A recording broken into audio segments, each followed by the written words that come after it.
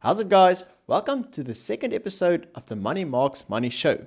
This is a brand new podcast that I recently started where I basically ask my members to submit their budgets and investments, and then I go through everything and do a proper financial audit to see where they can improve their finances in order to improve their financial lives. Now, I've received some wonderful feedback from the first episode, so first of all, thank you so much for that. And I've also received some recommendations to put some screenshots on the screen to help those who actually watches the episode on YouTube to follow along. Now, this podcast is in essence meant to be listened to, especially when driving around to work. So not all of us will be able to watch it, but I will include some screenshots moving forward for those actually watching the video in order to help them follow along. Now, today's episode is rather exciting. It's a rather basic profile, but it's a great starting point for anyone that is starting their career, because I'm going to touch on a couple of very important concepts that need to take into consideration. So it's a great video to form a baseline of what you need to know. And I just want to remind you guys that this is not financial advice. It's rather financial education to help you guys understand the world of finances a bit better. As you will see, each person has a different financial circumstance, so what is recommended for one person may not be applicable to others. So rather listen or watch and try to follow along the thought process so that you can apply what you've learned on your own financial situation. So let's go. So in today's episode, we have a 27-year-old male from Cape Town who is a social worker who graduated in 2019, so this is his fourth year of employment. He's not married, does not have any children, but does have one pet dog. So this individual would be classified as a young accumulator, which basically means it's someone who just recently finished their studies, started working, paid off most of their student debt, and is looking at financial goals like setting up an emergency fund, saving for a house or a car, and also saving for retirement. Now, this individual does have a pension fund at work. There's no employer match, and he contributes around 15% of his monthly salary towards this pension fund. He believes that his level of financial knowledge is a 6 out of 10, and the likelihood of immigrating for this individual is 4 out of 10. He has a credit score of 658 out of 740, with the average in South Africa being 561 out of 740. Now, this is great because it means he's above the average. And if you guys want to go check out your credit score, which I would highly encourage you to do, just visit www.clearscore.com/ZA and you can access it for free. It's really important that you know what your credit score is, especially if it's quite low, because then you will get clubbed with high interest rates if you ever want to take out a loan for a car or a house. Now, the reason I added these two questions of the level of financial knowledge and the likelihood of immigrating is because that also influences the way that we approach finances. If you are still a complete beginner that doesn't know anything about money or investments, your financial plan will likely look different than somebody who is very confident in their ability, because we all have a different relationship with money. And what a financial planner usually needs to do is they need to meet you at where you are currently at and then build with you. So this individual is a 6 out of 10, so he knows more than the average according to his own calculations. And then the reason why I ask the likelihood of immigrating is because that also influences the way that you want to invest. It will depend on how much of your assets you want to keep in South Africa and how much you want to take overseas. He's a 4 out of 10, so unlikely that he will immigrate, so it's still kind of close to the borderline. All right, so moving on to income. His gross monthly salary is 17,859 Rand per month, which equates to a net monthly salary of 15,903 Rand per month. He doesn't have any side hustle income, and this basically means that he's in the lowest marginal tax rate of 18%. Now, if you can recall, he contributes about 15% of his monthly salary to his pension fund.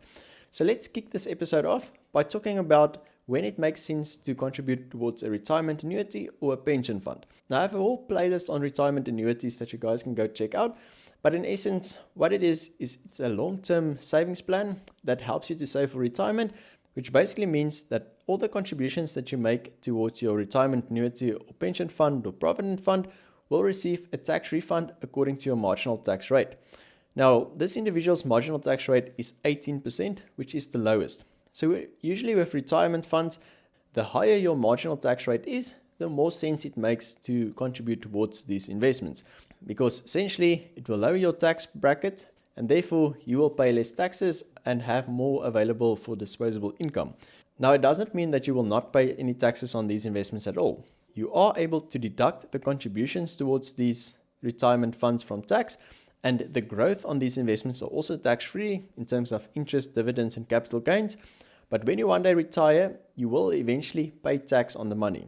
So usually how this works is 1/3 of the income you can take out as a lump sum that will be taxed, and then the other 2/3 needs to be invested, of which you will draw a monthly income, which will also be taxed. And this monthly income will also be taxed according to the marginal income tax rate. So usually it will make sense that when you are working and you are contributing towards your retirement annuities, your marginal tax rate should be higher than what you expect it to be when you eventually retire. Because if it's higher during your working careers when you contribute, you'll get a better tax refund than what you will pay when you retire. So 18% is the lowest tax bracket, and it's unlikely that this individual will ever be in a lower tax bracket than 18% when they retire, but it does help him to provide for his retirement, which is the most important thing. And what's great about this individual is he's contributing 15% of his monthly salary towards his pension fund, as well as a decent amount towards his retirement annuity and tax-free savings accounts, and he's only 27 years old. So the power of compound interest will work massively in this person's favor over the next 4 decades. So the mere fact that he is contributing towards retirement at such a young age will already play a very big role in his life later on. So kudos and well done to him for doing that. Alright, so now let's look at his expenses. For transport, he pays 1,500 Rand, which I think is fair. On takeouts, 735 Rand, which is about 4.6% of his net income. That is quite high. If he needs to cut down on anything, then takeouts will probably be a good place to start, because that is very much buy our Big Macs to eat in 1 month. For insurance, he pays 603 Rand, and that is for car insurance for a car that he bought from his parents, cash. He doesn't have any other types of insurance. Alright, so let's discuss risk cover. He's still young, he doesn't have any dependents, and he doesn't have any debt. So he doesn't have a lot of liabilities, but one important thing that you need to take into consideration, regardless of your age, is your greatest asset, which is your ability to actually earn an income.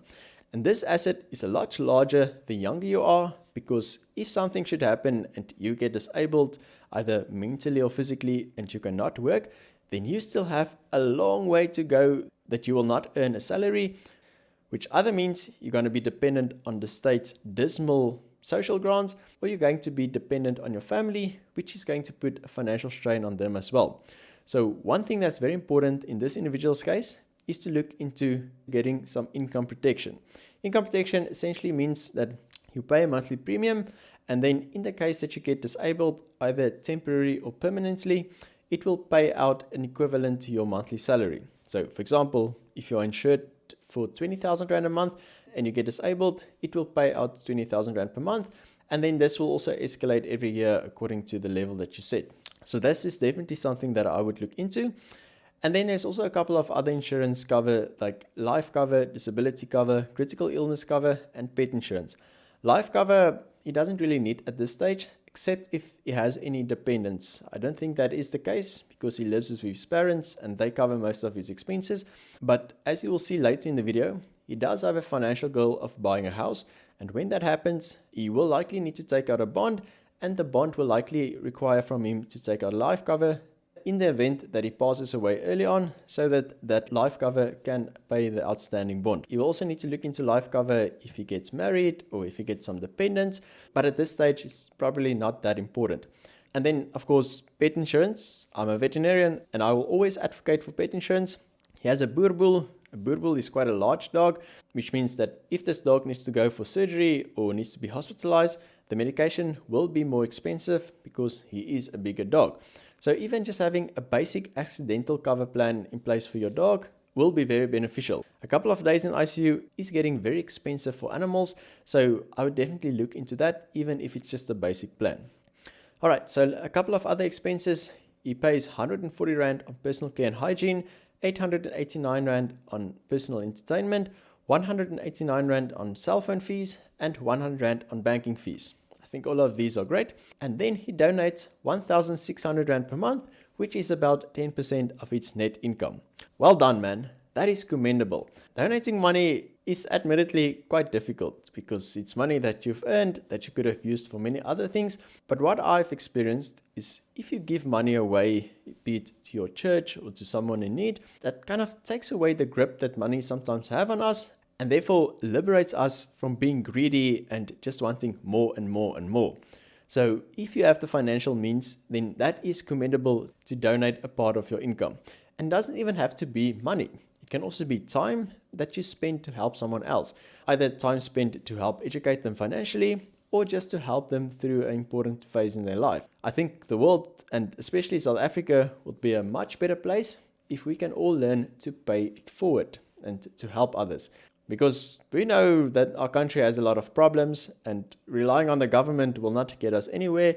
So we need to stand together and build each other up. And doing this and just donating a part of your income is already starting to build a nice base to work from. And I really wish that more and more people can follow in those steps. All right, then for medical and healthcare, he's still covered under his parents' medical aid, but it will expire soon. So it is really important that when this expires, he needs to start looking at medical aid and care. So you can remain a dependent on your parents' medical aid until a certain age, which can be extended if you're still a student. So he's 27, so that's kind of the maximum age that you can be a dependent. So when his dependency expires, he will need to look into medical cover. Now, again, he's still young, doesn't have any children, and I assume quite healthy. So a full-blown medical aid will probably not be necessary, and those guys can get quite expensive, can be upwards of 10,000 Rand per month, which will basically cover everything from hospital visits to GP visits, to surgeries, to pille and brille, to dentists and all of that. But he probably doesn't need that. He'll probably be fine with just a normal hospital plan with some gap cover. Hospital plan will cover you in the event that you need to be hospitalized for a surgery or sickness, which will cover quite a large part of the bill. But with some specialists, they may charge more than what the medical aid will cover. And this is where gap cover comes in. It basically covers a deficit, which can sometimes be a lot of money, especially if the surgeon decides to charge 400% for a 100,000 Rand procedure. So if you don't take medical aid, then hospital plan with some gap cover is also a good alternative.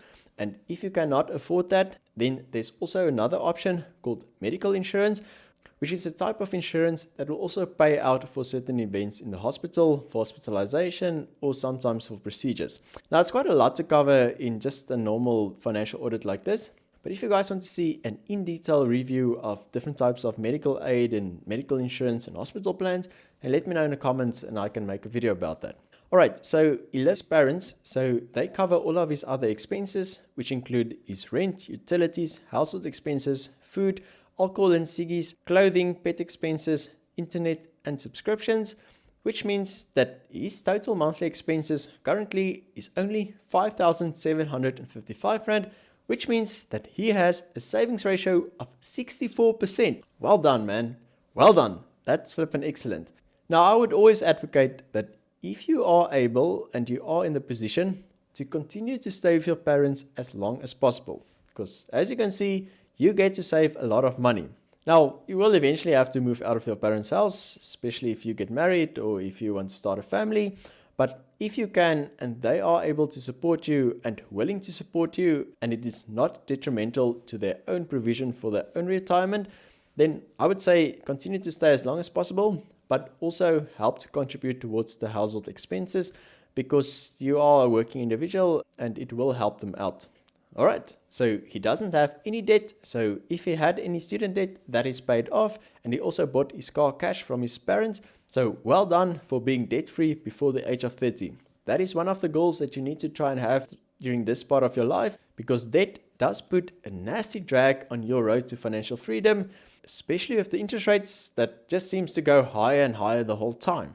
And then moving on to the fun part, let's look at his investments.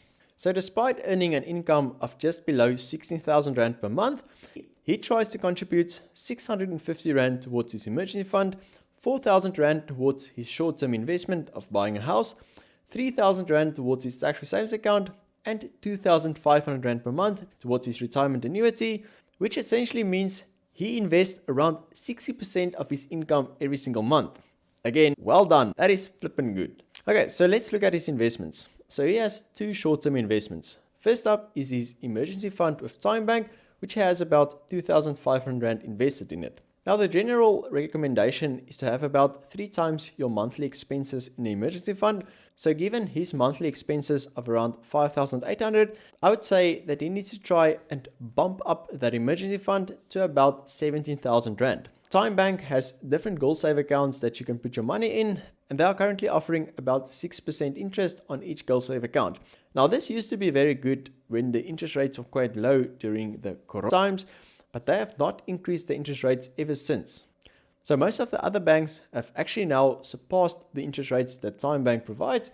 So you will probably get a better rate at just about any other bank savings account, or you can even look into a money market unit trust, which usually provides a little better return than normal bank savings account.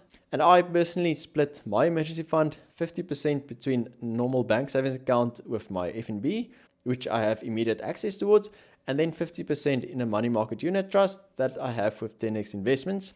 And that is usually enough. Now, with the emergency fund, you need to make sure that it is easily accessible, preferably within 24 hours. It charges very low fees, if any, and that you at least get an interest rate that is close or more than the inflation rate. And usually bank savings account and money market unit trust are your 2 best options. So it also has another relatively short-term investment goal, which is a house deposit. And he currently has 177,200 Rand invested in the Core Shares Out Cautious Fund for a house deposit in 2 years' time. Now, this Core Share Out Cautious Fund is a passively managed index fund with an investment time horizon of 1 to 3 years, a risk profile of cautious, a target of inflation plus 2%, and it has a performance since inception of 7.2%, which means that it outperformed its benchmark, which is the SA Multi-Asset Low Equity Index. Now, all of the information that I've mentioned so far can be accessed for free on the internet by entering the fund's name and then looking for the MDD, which basically stands for the Minimum Disclosure Document. Now, these MDD documents are usually for unit trusts, and I would encourage you guys to read through a couple of these just to get accustomed with the different formats. It's really important that you understand where your money is invested, especially when considering the investment goal. Now, this house deposit is an investment goal with a relatively short time period, so it is important that you invest it into something that has a little bit of growth, but that is not exposed to growth assets too much, which includes equities and properties. Reason being that if it is overexposed to equity and the markets crash right before he wants to buy a house, then he will need to sell off his investments at a loss, which will cause him to lose a lot of money. So I agree with the choice of fund here. It's a passively managed index fund, which means the fees are low. The investment time horizon is in line with what he needs, and it does provide a return that is a little bit more than inflation, which means that his money is at least keeping its value and is not losing value to inflation. Now, moving on to his long-term investments, he has a tax-free savings account with Easy Equities that is worth 6,800 Rand, and the portfolio split is 47% Core Shares Total World, 32% Satrix 40, and 21% Signia Global Property. Now, this portfolio allocation is great. His entire tax-free savings account portfolio is exposed to growth assets, which is great because he still has a long time investment horizon. So having exposure to growth assets is really important to get the best possible growth over a long period, especially when taking compound interest into account. Now, I also like the fact that most of his tax-free savings account allocation is allocated to offshore investments by means of Rand-denominated offshore ETFs. Examples being the Core Shares Total World and the Signia Global Property ETF. Now, why is this good? Because the return on both these investments is not only dependent on the growth of the ETF, but also on the fluctuation between the Rand and the US dollar. Meaning that if the Rand weakens, which seems to happen all the time, then the value of these ETFs in Rand terms will actually also go up. Now, I explained in a previous video exactly how this works that you guys can go check out. I will leave a link down in cards or in the show notes description. But essentially, if you have a tax-free savings account and you have a long investment time horizon, then having the majority of your exposure to growth assets like equity or property, as well as leaning more towards offshore exposure, would be a good bet in my opinion. All right, so now let's look at his retirement annuity, which has a value of 26,000 Rand, and it is invested in the Allan Gray Balanced Fund. Now, this is another unit trust, but this one is actively managed. And we will discuss the difference between actively managed and passively managed unit trusts in just a second. Now, what is important to note with retirement annuities and pension funds and provident funds is because of the reason that they are retirement funds, they are quite heavily regulated. So they need to abide by what is called Regulation 28 limits of the Pension Funds Act. And this basically means that within a retirement annuity, pension fund or provident fund, your maximum allocation can only be 75% to shares, 25% to property, and 45% towards global offshore exposure. This 45% used to be only 30%, but they recently increased it to 45%. Now, the reason why they put limits on these amounts is to essentially protect those saving for retirement.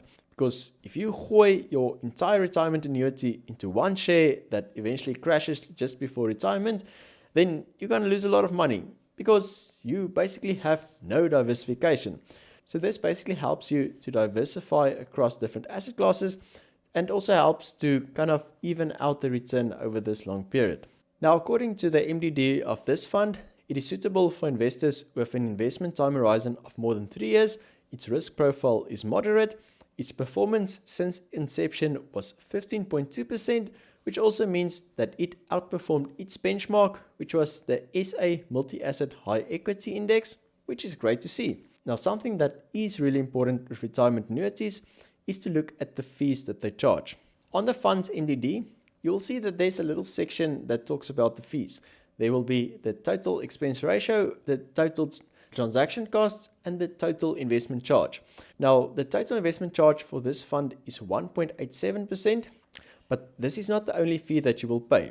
If you want to know the total fee that you will pay, you need to request the EAC, which stands for the effective annual cost, because this will also include the platform management fee, and if you use the financial advisor, their financial fee as well. It's really important that you know what fee you are paying on your long-term investments, because if you pay exorbitant fees, they will eat into your returns and cause you to lose hundreds and thousands of rands over the long run. Now, I mentioned that the fund for his short-term investment, which was the Cautious Out Cautious Fund, was a passively managed index fund, and this one from Alan Gray is an actively managed fund.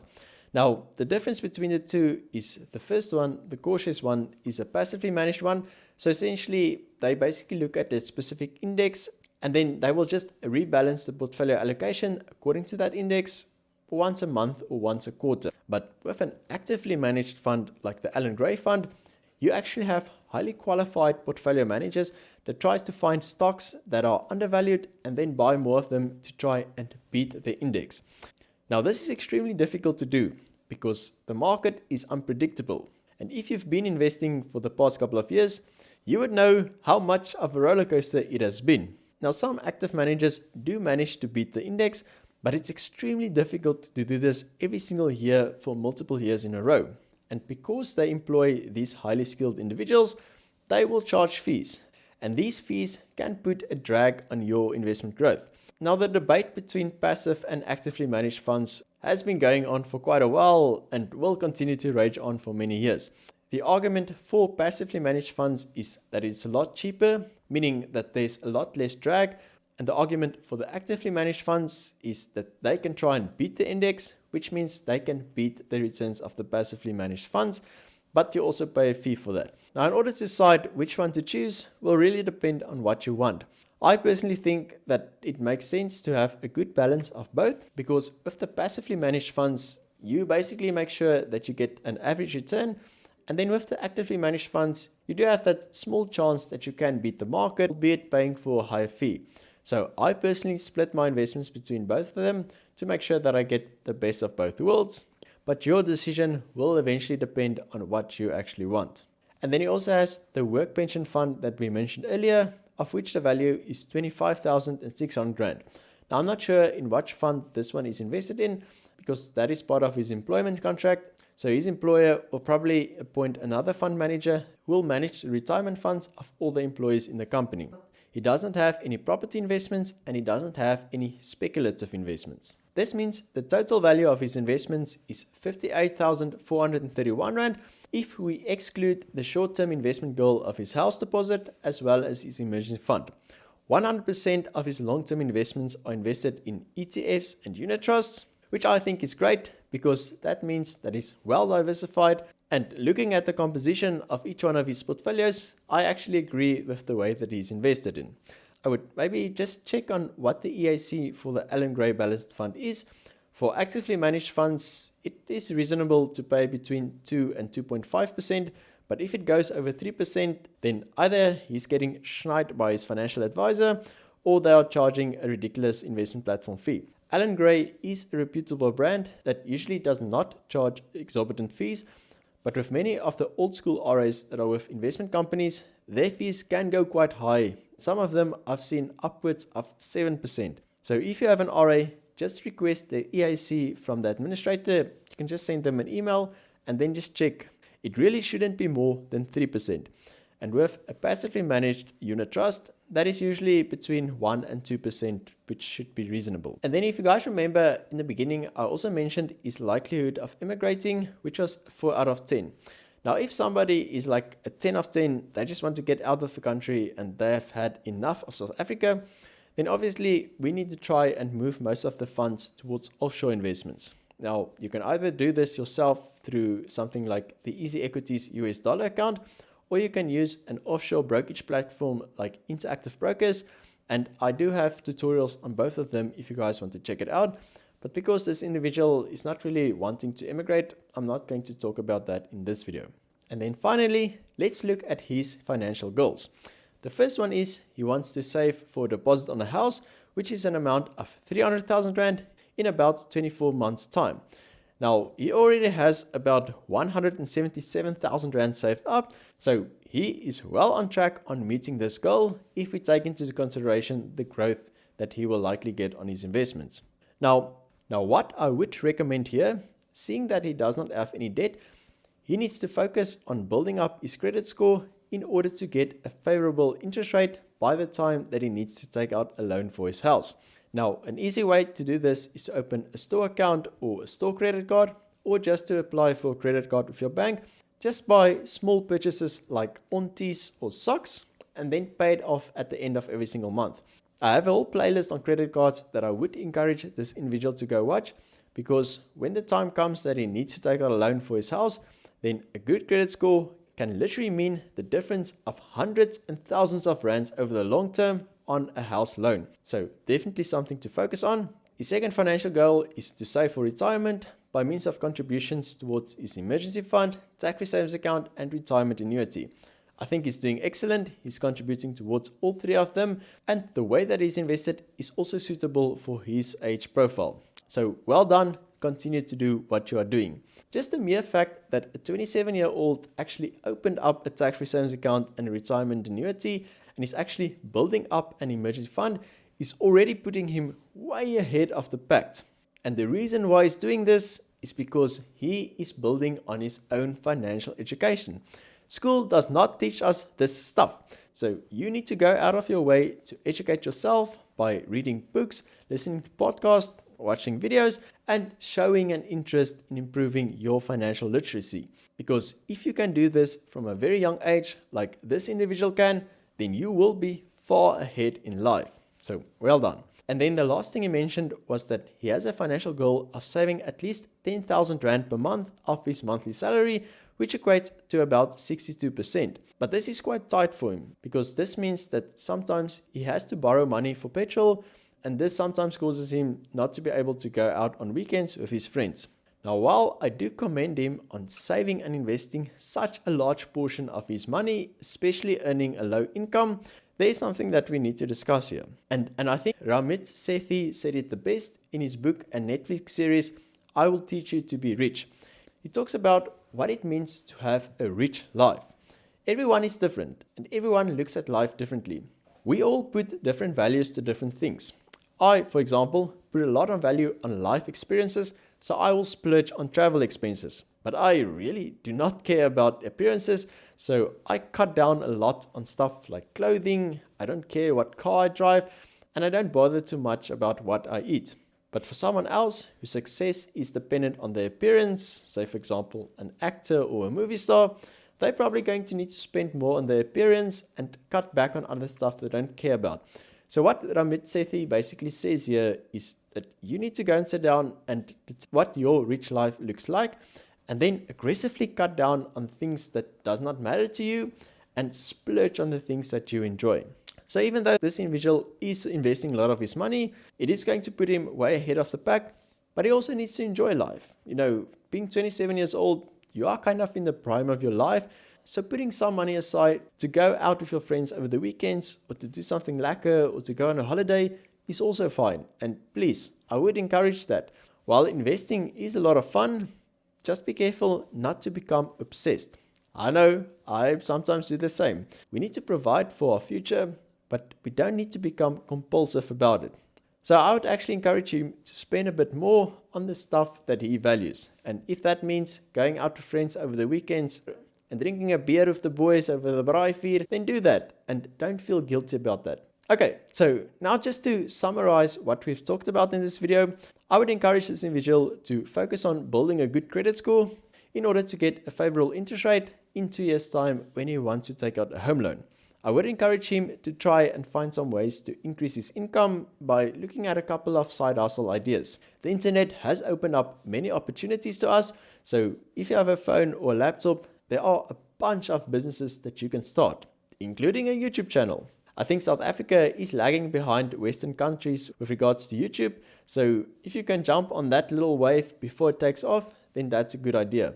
So if you have any interests or craft, then that is maybe something to share on the internet, and you can maybe someday make some money out of it. But that's just one recommendation. If you don't like that idea, then there's an endless amount of ways to earn an extra income, which will just help to boost up that income level that he has. The third thing, I would just encourage him to bump up his emergency fund a bit. I know that he has the short-term investment for his home loan, which could technically also serve as an emergency fund. But if he wants to keep that solely for the house deposit, then just bumping up that emergency fund to 3 months worth of living expenses would be a good idea. And the fourth thing, which is very important, is that he revise his risk cover. I would look into getting either a hospital plan with gap cover or medical insurance, and maybe also look at pet insurance if that is a possibility. And then once he takes out his home loan, he will also likely need to take out life cover in order to cover the outstanding debt in case of his death. But I can actually not critique him on the way that he's investing. I think he's doing an excellent job. His investments are well diversified, and based on the way that he's managing his money, it is obvious that he has great financial literacy, but there's always room for improvement. So I would still advocate for him to learn as much as he can about finances in order to make sure that he maintains and improve his own financial knowledge, and more importantly, that he eventually pays it forward and teach others to improve their finances as well. That is the whole purpose of this YouTube channel and this community that I'm trying to build, to try and help you guys so that you can eventually help others to improve their financial futures. Because honestly, I feel like that is the only way that we can all build South Africa to become a better place. So thank you so much for watching or listening to this second episode. And again, if you want to be featured on a future episode, then please gooi 'n email to moneymarks101@gmail.com, where I will send you a questionnaire that you need to fill in and send back to me. You will see that the questionnaire is quite extensive, but there's a reason for that. It is a good exercise for you to go through all of your income and expensive debt and investments, and in order to give me a big picture of your financial situation in order for us to discuss how you can eventually improve it. Thank you so much for watching. Hope you guys have a lekker week. Cheers.